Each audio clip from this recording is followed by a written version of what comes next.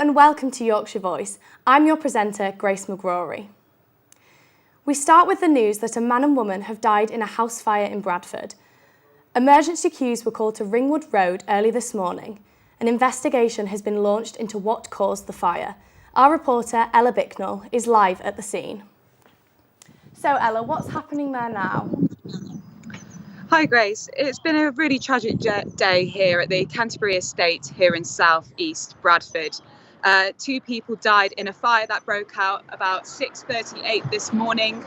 3 fire engines were called, as well as paramedics, policemen who cordoned off the area, and they died later that morning. We've been talking to neighbours. They told us that there was billowing black smoke coming out from the house. As you can see behind me, there's a policeman, there's blue tape, and there's a smashed window. So significant damage was done. We do not know much about the people that lived here, although we have been told that they were elderly and they didn't really involve themselves in the community. But we will look for updates from West Yorkshire Police and Fire Service for any more additional information across the coming days. Thank you for that, Ella. West Yorkshire Police are appealing for witnesses after a woman's body was found in Stanningley on Friday the 25th of March. The woman has been identified as Kirsty Ellis. Police say Kirsty's body had been in the property a number of weeks. 2 people have been arrested on suspicion of murder and remain in custody at this time. Now, the past 2 years have left many people struggling financially. For some, this has meant putting food on the table has been even more difficult than ever before. According to a recent report, supermarket prices rose by 9% in 2021 and are expected to keep rising. This is likely to hit people on low incomes the hardest. More people are relying on food banks in the UK, leaving many feeling stressed and lonely. Rainbow Junction Cafe in Leeds is a food bank, but it also provides mental health support and creates a community for users. We spoke to Emily Carrigan, one of the shift leaders for the cafe.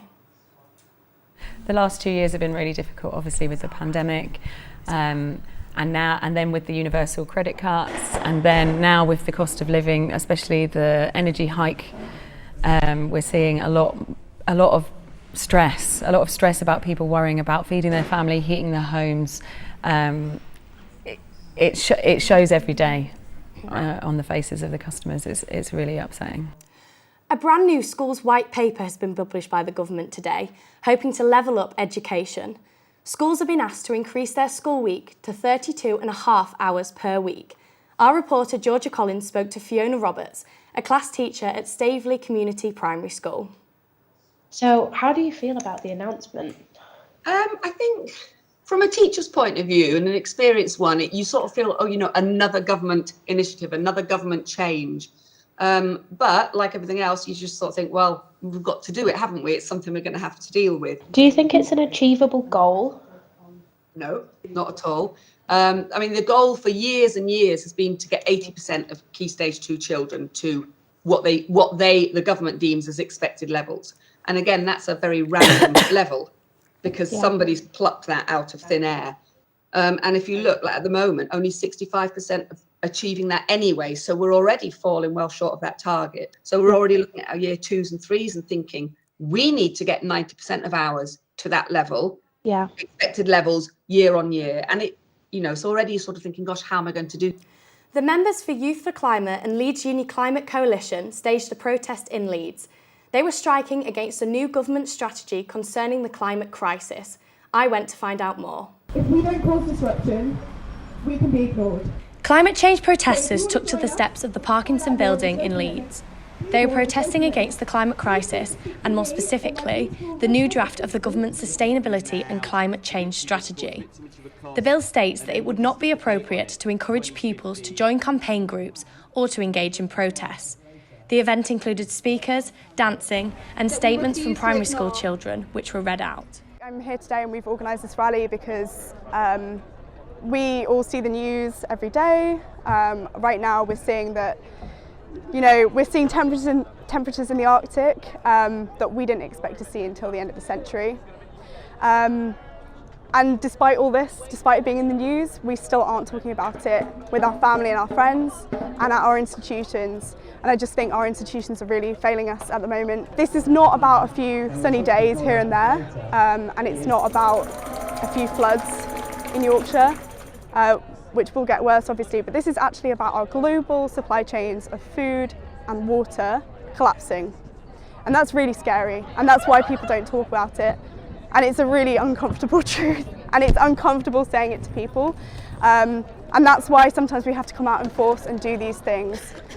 One thing for sure at the climate protest today is that the mood is high and there is a real urgency to sort out the climate. As the event came to an end, the protesters marched to the Leeds Generating Station complex, which provides the University of Leeds with 75% of its energy.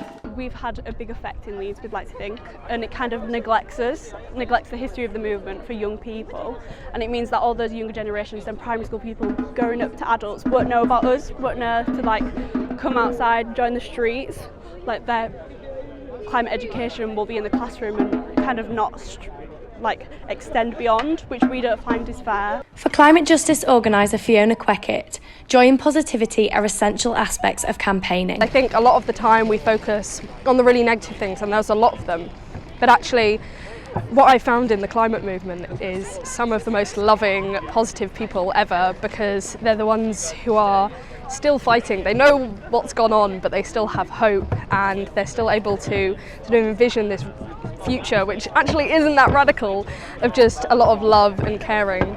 The groups say that they are looking forward to planning more protests together in the future. Finally, for the weather, an overnight temperature of 7 degrees with light cloud and winds. That's all we have time for. Join us tomorrow.